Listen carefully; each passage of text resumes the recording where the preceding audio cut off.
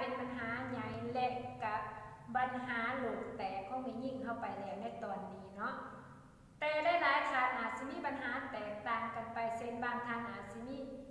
ปัญหาเรื่องประจำเดือนมากผิดปกติเซนเนาะมากน้อยเกินไปมากหลายเกินไปบางทานกับเดือนหนึ่งมา2 เทื่อ 3 เทื่อบางทานกับ2-3 เดือนมาเทื่อหนึ่งจังจีเนาะก็ถือว่าเป็นปัญหาเรื่องผิดปกติของไม่ยิ่งเฮาเนาะและปัญหาที่2ตามมาก็คือปัญหาเรื่องตกขาวเนาะปัญหาตกขาวนี่สิมีอยู่2ประเภทด้วยกันเนาะเราสิมาว่าเรื่องประเภทตกขาวกันเนาะประเภทตกขาวก็คือ1สิมีประเภทธรรมดาหรือว่าบ่ผิดปกตินั่นเองเนาะ2กับประเภทที่ว่ามันผิดปกตินั่นเองเราสิว่าเรื่องอาการที่ว่าบ่ผิดปกติถ้าว่าถ้าเป็นตกขาวแบบบ่ผิดปกติมันสิมีน้ำใสๆไหลออกมาจากช่องคลอดเวลาเฮาใกล้สิเป็นประจำเดือนหรือว่าหลังถ้าเป็นประจำเดือนแล้ว2 มื้อ 3 มื้อนั่นเองเนาะและก็บ่มีกลิ่นเหม็นบ่มีกลิ่นคาว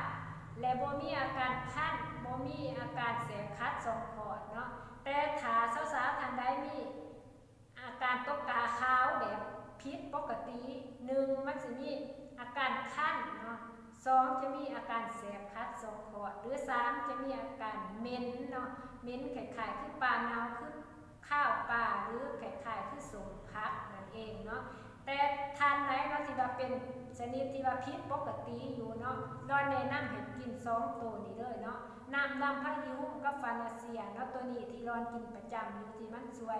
อาการของเฮาได้ดีเนาะถ้าทานใดเห็นว่าคลิปนี้มีประโยชน์ให้แก่ทานหรือว่า